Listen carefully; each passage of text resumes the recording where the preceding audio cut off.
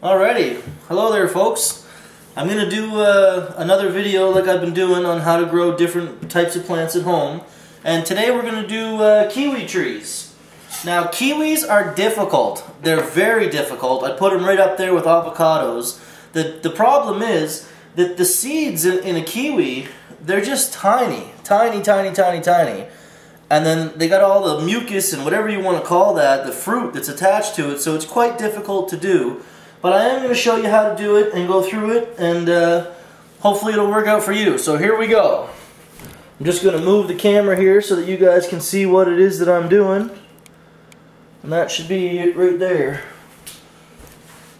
Okay, so the first thing you want to do, take a kiwi, just a normal kiwi, nothing special about her, and I like to cut it into quarters. I find that if I cut it in quarters, I'm able to get the seeds from all four sides, because I'm getting it here, I'm also getting it here, right? So I'm going to cut it into four, and then the best way to do it, I find, just run your knife along where the seeds are. You can see I'm getting them right there, and I spread them out on my cutting board. Because again, I'm trying to get as much of this fruit off of here as possible, because when you put this in your germination station, it's going to mold. It's going to happen regardless of what you do, because you are going to have fruit residue on there. So that's not really something that you want, but you can work through it. I mean, if it molds a little bit, it's not the end of the world.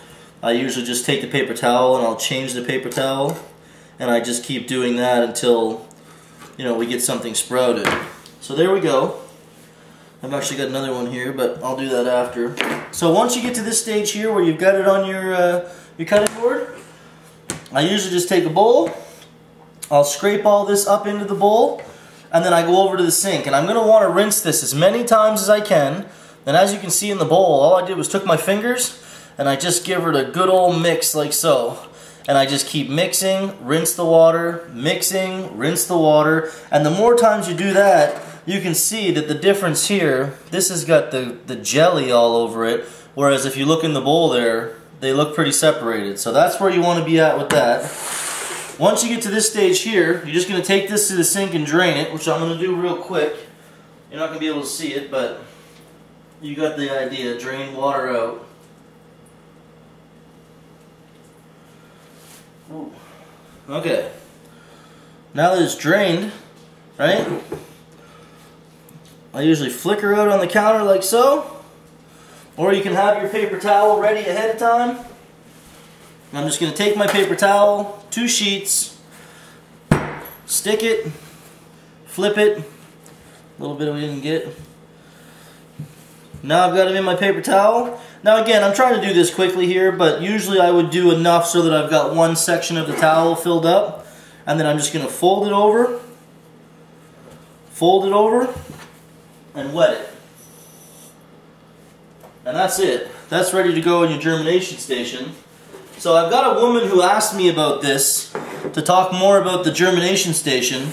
And basically, like I said, it's just a Tupperware container. I like to use a clear top so that the sun or whatever light you're using to grow your stuff can penetrate through.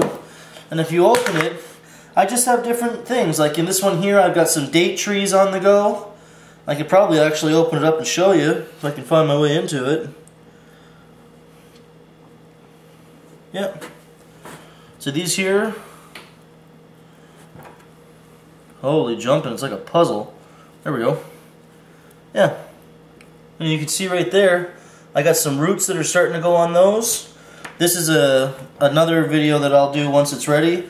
But inside the box, you know, I've got some cherries, I've got some banana trees going. And all I'm going to do is just leave my paper towel there. I've got this one folded, those are my dates. This one's folded, it's my kiwis. I'll just throw it in there, put the lid on, and forget about it for a couple weeks. Now again, when it starts to mold, when you get molding on your kiwi plants, you're going to want to switch that up, right? But anyway, once it sprouts a root, I find the trick is to put 3 or 4 seeds in each cup or whatever you're going to use to plant it, because they're not all going to live. Even if you get roots on them, you're going to probably get 75% of them that'll die. You only get 25% survival rate on that. But that's what it's going to turn out to look like. Now this is my little baby. This is probably 3.5 to 4 weeks old. But this guy here, this is the big daddy of the kiwi trees.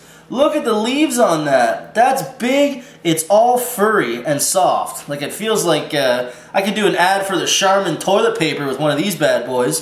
But look at the color of the plant. I don't know how well you can see that, but it's all bright red and there's fuzz on everything.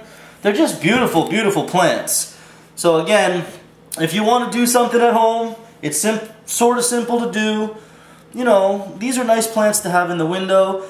With kiwi trees though, you're always going to want to do pairs because it does need a male and a female plant for it to actually give you fruit. But once these get further along, I'll show you guys how to sex the different plants and find out what's male and female. But anyway, that's it right there. How to grow a kiwi tree at home. Thanks.